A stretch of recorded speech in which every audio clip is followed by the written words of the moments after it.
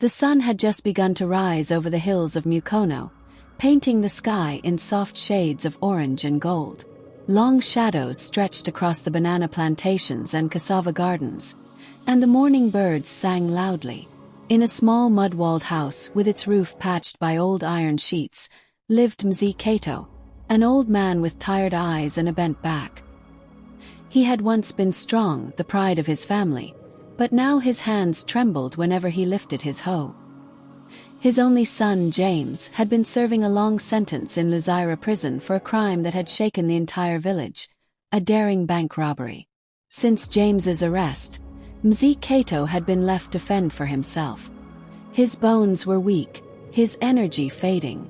The once rich family fields lay empty, slowly surrendering to weeds. Neighbors whispered behind his back, see that old man. His son brought him shame. But deep down, Mzee Kato still loved his son. A letter. One evening, he sat under the mango tree on his three-legged stool. His eyes watered as he looked over the idle fields. He reached for a piece of paper and spoke softly as he wrote, "My son, this season I will not be able to plant in the fields. You are not here to help me, and I have no power in my old age." His handwriting shook. Folding the letter, he tucked it into an envelope and walked slowly to the trading center, leaning on his stick. There, he handed it to the postal bus that stopped every morning. Inside Luzira prison. A week later, the letter arrived at Luzira. As with all inmate correspondence, it passed through Warden Okello's hands. He opened it, scanned the old man's words, and found nothing unusual. With a grunt he passed it on. When James finally read it, his chest grew heavy. He could almost see his father, frail and lonely, staring hopelessly at the land. But James was clever, and even in prison his mind was free. A faint smile touched his lips as he reached for a pen. "Dear father, please, whatever you do, do not plow the fields. I buried the money I robbed there." He folded the paper and handed it back to the guards. The commotion in the village. The next morning, chaos broke out in the prison offices.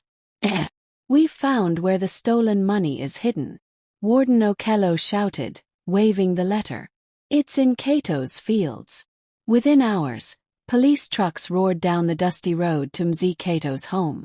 Tractors followed, borrowed from the Ministry of Agriculture. Word spread quickly, and soon the whole village gathered to watch. "Mzee Kato, what is happening?" asked Mama Nalongo, clutching her baby tightly. The old man, trembling, whispered, I don't know, my daughter. They say my son's money is here." The officers wasted no time.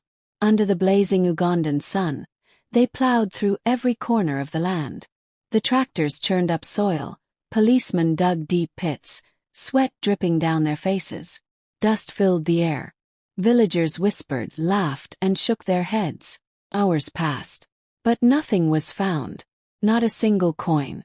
Exhausted and furious, Warden Okello yelled, "Where is the money?" Mzee Kato only raised his hands helplessly. The second letter. Few days later, another letter arrived. With shaky hands, Mzee Kato tore it open. His eyes widened as he read, "Father, now you can plant.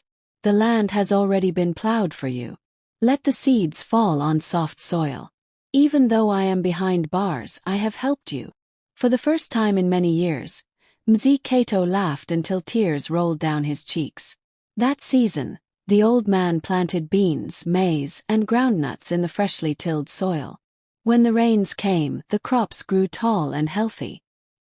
His neighbors, astonished, said, Truly wisdom is greater than strength." Moral of the story: no one can imprison your mind. Even when the body is chained, wisdom and creativity remain free.